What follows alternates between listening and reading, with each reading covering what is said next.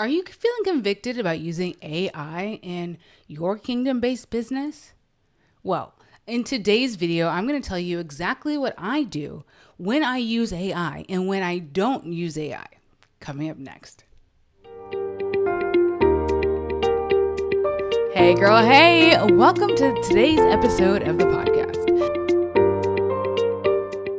Hi, I'm Jeanette Peterson, Kingdom Alignment Strategist, prophetic voice, and all-around daughter of the King. In today's video, we're going to be talking about AI and what that means to use AI in a way that glorifies the King and doesn't make him your king. Your king. Okay, so we've all used AI tools at some point or another, and I like to call myself a techie, and I love using tech tools.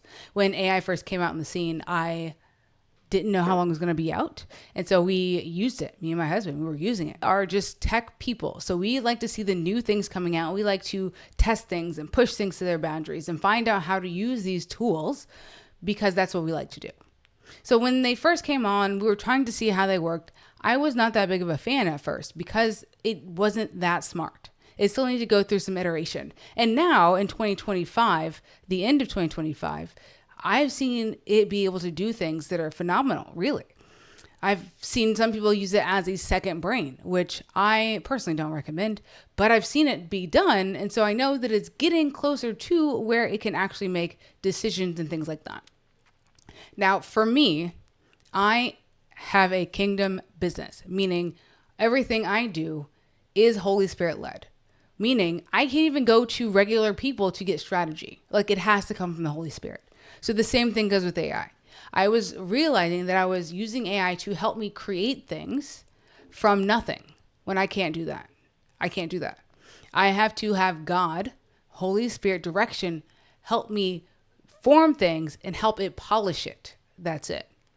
I do have things where I will take transcripts and put it in there and ask it questions to analyze so I get more data out of it. I use it as a data parsing tool, which I think is good. I don't think that that's anything bad.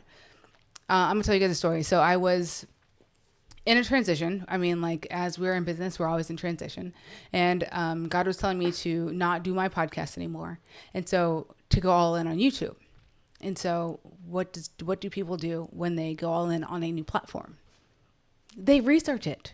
And I have the unique ability, the unique opportunity to know big name YouTubers back in 2017, 2018, before they had millions of subscribers, right? I was blessed to be able to do that.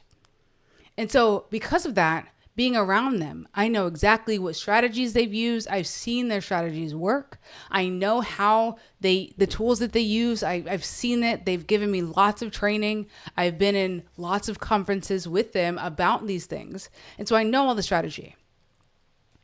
And I know when God called me to YouTube, he was showing me YouTube for a reason.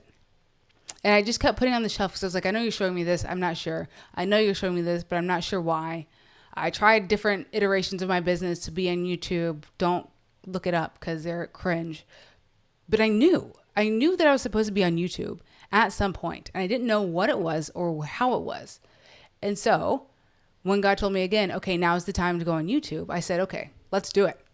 Let's do it. Let's do the research. Let's get Keywords Anywhere. Let's get vidIQ. Let's get TubeBuddy. Let's get all the things so that I can be successful on YouTube like my friends, like the people I know who know this industry. But you know what? I put some of those titles into ChatGPT. Hold up, pause. God gave me some titles for videos, some questions that people asked that just came to me. I know those are from God. They're different. Anyways, so they came to me and I was like, okay, wrote them all down. And I was like, I'll research these with my tools. So then I started researching them with my tools. And none of them looked like they would be good SEO. None of them looked like they would be good keywords. None of them looked like they would be successful in a way that would be for YouTube. So when I was in YouTube and I was doing all these things and doing all this research, using the different tools that I had, I can't use ChatGPT and other things like that to help me with the titles or what I'm going to do with my content. I can't. I saw people asking the same questions that I had written down over and over and over.